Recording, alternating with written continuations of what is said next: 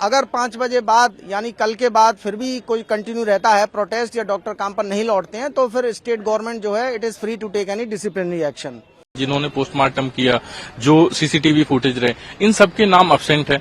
इन पे भी सवाल रहा कि किसने किया, क्यों साइनिंग नहीं है, वो नहीं है, टाइमिंग नहीं है। डॉक्टर का साइन होता है, जो पोस्टमार्टम करता है उसके पहले जो आईओ ऑफिसर रहता है उसका साइन होता है कि वो उसको हैंडओवर किया गया है। तो उसमें सारी टीम के मिसिंग है उसमें जो बता रहे हैं। सुप्रीम कोर्ट ने डायरेक्शन दिया है कि कल 5 बजे तक डॉक्टर्स अपने काम पर आ जाएं और अगर वे आ जाते हैं तो उनके विरुद्ध कोई एक्शन ना लिया जाए। साथ ही में अगर 5 बजे बाद यानी कल के बाद फिर भी कोई कंटिन्यू रहता है प्रोटेस्ट या डॉक्टर काम पर नहीं लौटते हैं, तो फिर स्टेट गवर्नमेंट जो है it is free to take any disciplinary action.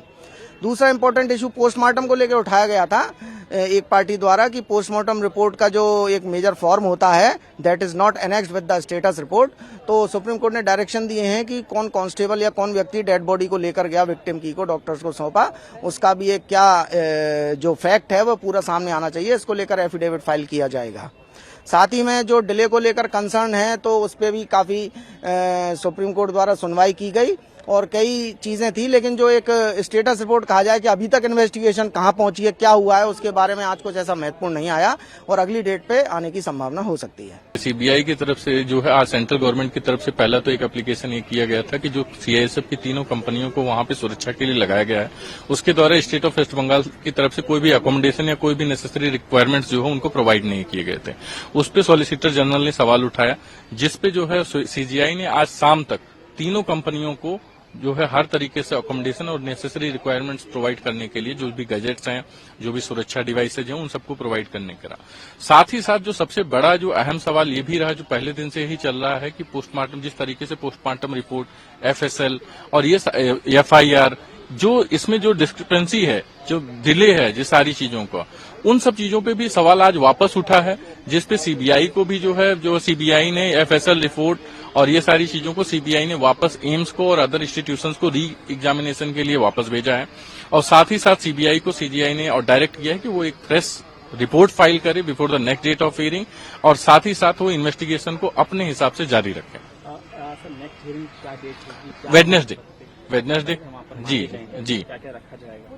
लेकिन नेक्स्ट डेट पे तो सबसे पहले जो है क्या बोलते हैं सीबीआई जो प्रेस रिपोर्ट, क्योंकि इसमें बहुत सारी चीजें हैं जिसपे ओपन हियरिंग बार बार जो है ओपन हियरिंग पे बहुत सारे रिमार्क्स देने पे, स्टेटमेंट लेने पे CGI state of West Bengal या मिस्टर सोलिसिटर सारे ही लोग, क्योंकि ये क्लोज रिपोर्ट है, थोड़ा सा सेंसिटिव मामला है, तो उन सारी चीजों पे खुली चर्चा न हो करके जो है सिंबॉलिक हो रहा है कि किस तरीके से हो रहा है, क्योंकि ये जो है एक रेप का मामला है, तो इसको ओपन तरीके से जो है आर्ग्यू करना या ओपन तरीके से हर एक छोटी छोटी चीजों को वैसे पॉइंट आउट किया जा रहा है, मिस्टर मेहता द्वारा किया जा रहा है, मिस्टर सिब्बल द्वारा, मिस्टर और सीजीआई द्वारा, बट क्योंकि ये क्लोज रिपोर्ट है तो उस चीजों को भी ध्यान में रखा जा रहा है कि किसी भी तरीके की ऐसी कोई चीज बाहर ना आए कि जो इन्वेस्टिगेशन या बाकी चीजों को जो है प्रभावित करे। सर, टाइमिंग को लेकर भी पोस्टमार्टम को लेकर भी कोर्ट ने कुछ कहा है, क्योंकि टाइमिंग में डिफरेंस बताया जा रहा है। जी, टाइम, इसीलिए मैं इसी चीज पे मैं आपको कह रहा था कि पहले दिन से ही सवाल बार बार किया जा रहा है कि सीजर रिपोर्ट, और आज सबसे बड़ा ये भी सवाल रहा है कि जिन्होंने सीजर रिपोर्ट किया, जिन्होंने पोस्टमार्टम किया,